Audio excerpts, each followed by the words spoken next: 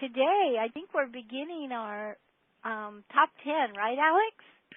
Yes, that's right. We're starting the top 10 this week, and then after the top 10, we'll be moving to what we're calling deep water, which is more about issues, gender issues, racial issues, divorce, when you're in horrible pain, when trauma hits, things like that. So, yes, today is the start of the top 10. So, check those out. Now, I've kind of already done my top 10 already, the greatest principle and the ones after that, some of the foundational videos. These are the top 10 from our listeners. And today, the one for this week is called First Grade Career Day. And I guess the point of it is I did part of my doctoral internship in psychology in Metro Nashville schools, and my favorite thing was Career Day. And basically what I learned from Career Day is that as adults, our values need to be the things that were important on First Grade Career Day, but they're frequently not. They were when we were 6. But as we've grown, our values have shifted to something else. And that in my experience, the most popular first grade career days were construction workers. I mean, you know, the kids didn't care that they were rich and famous. Now, that was some time ago. Maybe that's changed now.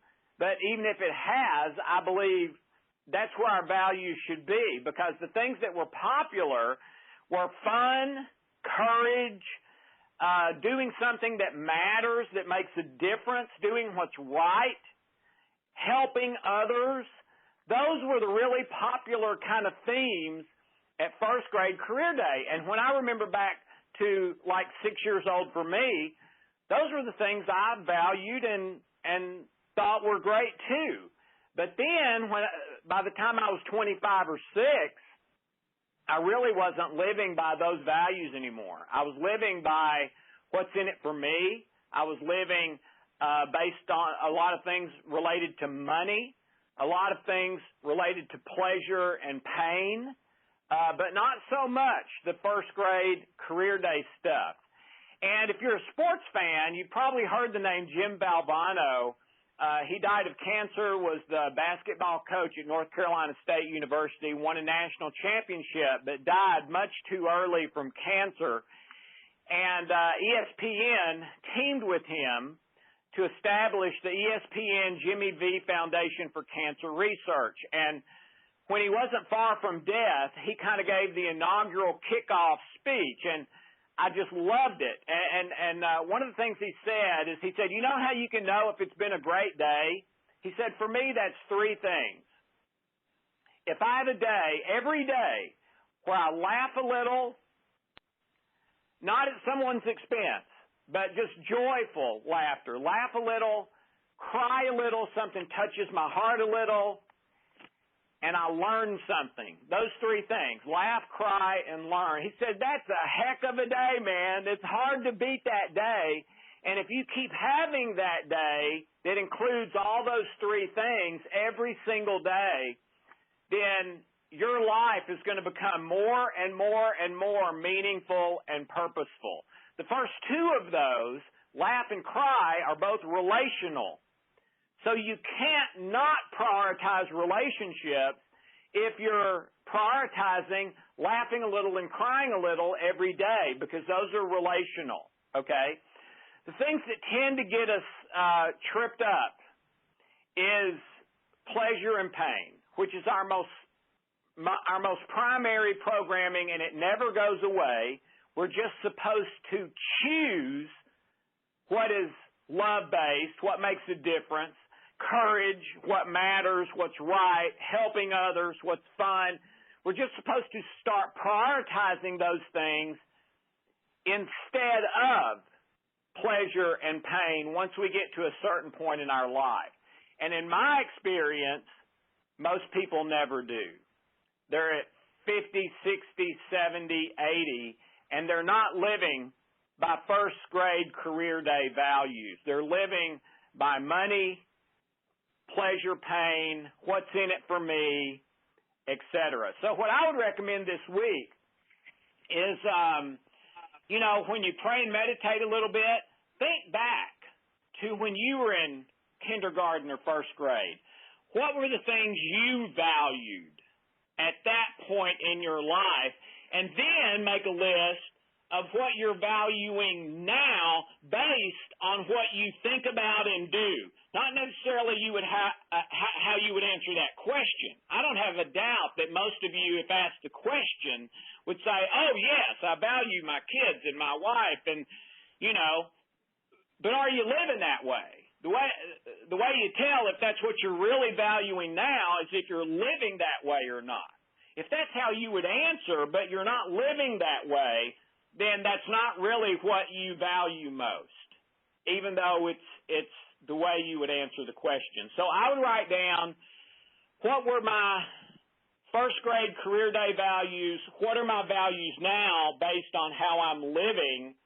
And if those don't mesh, if you don't like the values you're living by now, if it's too much about money and stuff that money will buy, too much about what's in it for me, one easy way to tell that is experiencing something in the anger family, which is always the result of a wrong goal, okay? Then change. I don't care what age you are. I don't care if you're 80 years old. You can start living by those first grade career day values again. And every day, laugh a little, cry a little, learn a little bit. Be about what is joyful, what makes a difference, what's courageous, what helps other people, what is right, okay? And you do that, and your life will just get better and better and better. But you have to make a point to prioritize that. And some of you, your unconscious mind may be so junked up, you got to clean some stuff up first. So start activating your vagus nerve every day, which we've talked about. Turn everything into a prayer, which we've talked about. Get out memory engineering or trilogy and clean some of that stuff up. But start living the values that you really believe. I've counseled a lot of people at the end of their life. And what I've experienced is exactly what Jim Valvano said in that speech. He said, guys, I can't waste time anymore. I don't have hardly any of it left. And that's exactly what I've experienced with people at the end of their life. And every single time when I'm working with someone at the end of their life, if they have lived their life by these real values, first grade career day values, usually they rest easy, they've got a smile on their face, they'll say, you know what, I'm not ready to go, but I am ready to go. I feel like basically I've done my best, but if they've not lived their life by those things, very often they're crushed, and the dying process is a whole different nightmarish kind of animal because they feel like they're out of time and they blew it. Well, don't let that happen to you. Start changing today, tomorrow, and don't stop until you're living what you value most. Not just saying it, not just answering the question that way, but really living it. And that's it for me, Johanna. All right. Thank you so much, Alex. And so if any of you have any comments you'd like to share or questions, press star 2 on your phone. That's going to raise your hand, and I will unmute your line so that you can interact with Alex. Okay, we have one hand up, and this is Glenn in California. And your line is open. Glenn. Hey, Dr. Alex. Hi, Johanna. How you guys doing today? Great. How are you? Doing great. Another great teaching. I think they're saying we're expecting part of a typhoon here tomorrow and Friday. So we'll see how we're doing a couple of days from now. But other than that, you're doing great, though, right? Yeah, right. Beautiful. So when you started talking about this topic, I know you were going in another direction with it, but I suddenly recalled that in my kindergarten and first grade classes, when my mother would drop me off to this new school, that I threw a conniption fit and was just scared to death of my mother leaving me and these kids and these people I didn't know, and Right. I guess you could call it a trauma. And I think that Right. happened about two or three times. And a lot of people go through it. So I'm wondering, is this just added to my energy body? Is this something that has stayed with me? Like the research shows, these traumas, they stay with you in some form, and I'm not even aware of it. Yeah, you may have heard it described when you start to heal these things. It's kind of like peeling an onion, and the thing about peeling an onion is it seems like you're never going to get to the end. Every time you peel a layer off, there's another layer. Well, the onion, what an onion is its layers. Its layers are the onion. There's nothing else, okay? And in my experience, when you have a trauma like that, unless God just touches you or you intentionally work on that to resolve it at some point, yes, it stays active and it keeps sending that fight or flight signal to your brain your entire life. And that's why you can't just ignore this stuff. I mean, if it worked to ignore it, that would be the easiest thing. And we would all be saying, well, just ignore it. Just find a way not to ever think about that again.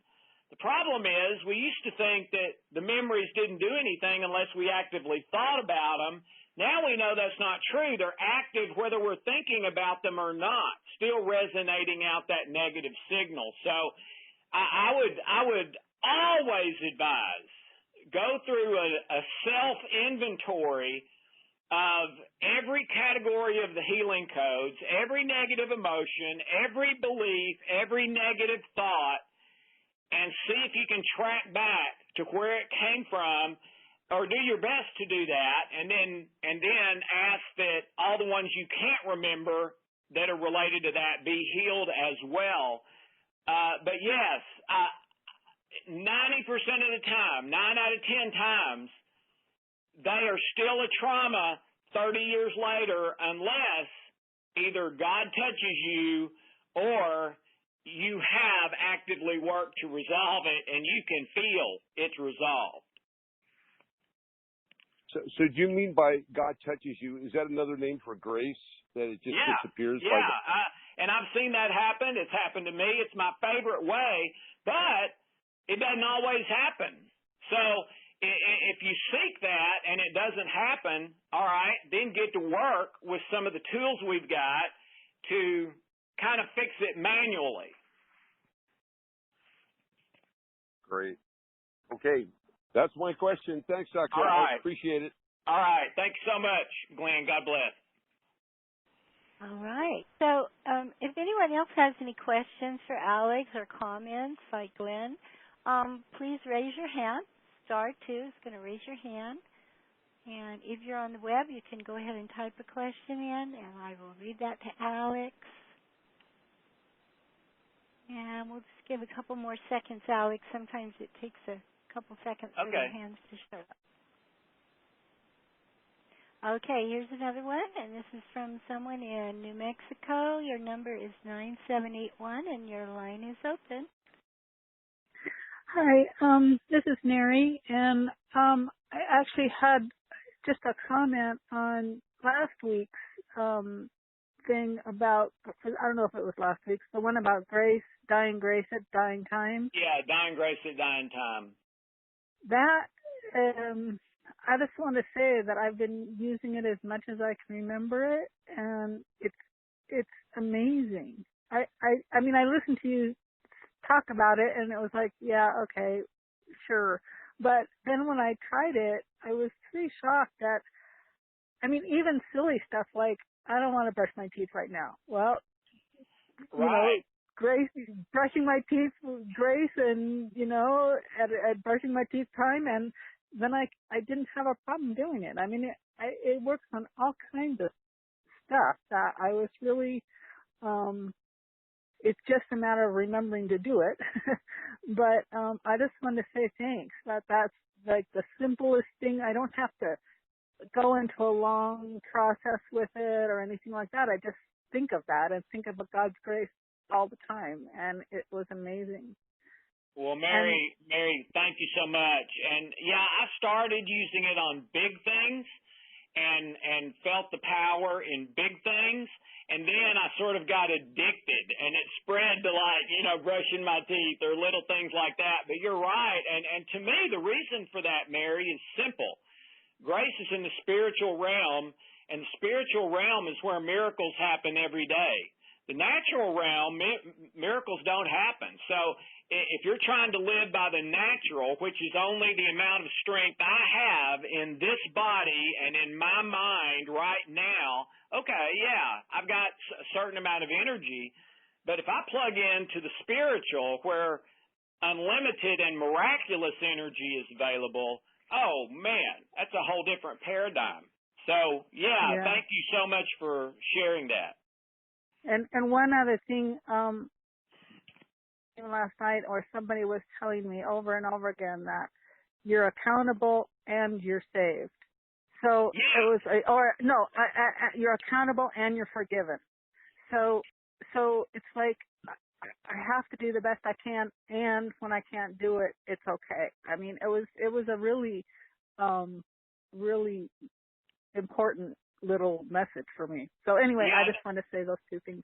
Yeah, another way to think about that, Mary, and it is, that was a pivotal lesson in my life, is that you are not responsible.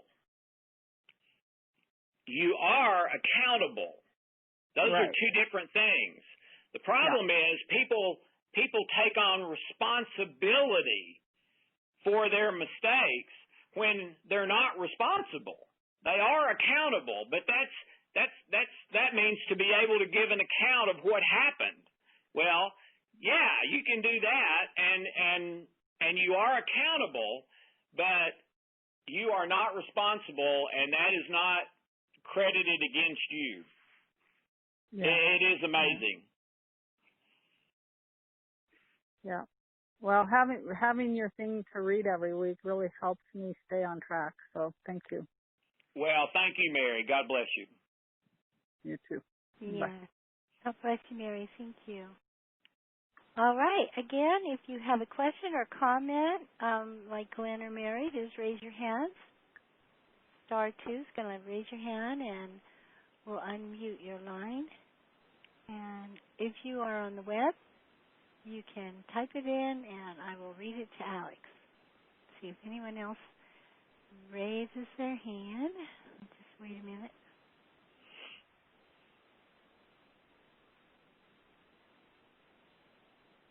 I think that's going to be it for today, Alex. All right. Well, thank you, everyone. And remember, you can send in your questions, and you don't have to be here. We'll answer them, and you can listen to your answer after we post the call. But have a wonderful day. Love you, Johanna. Thank you.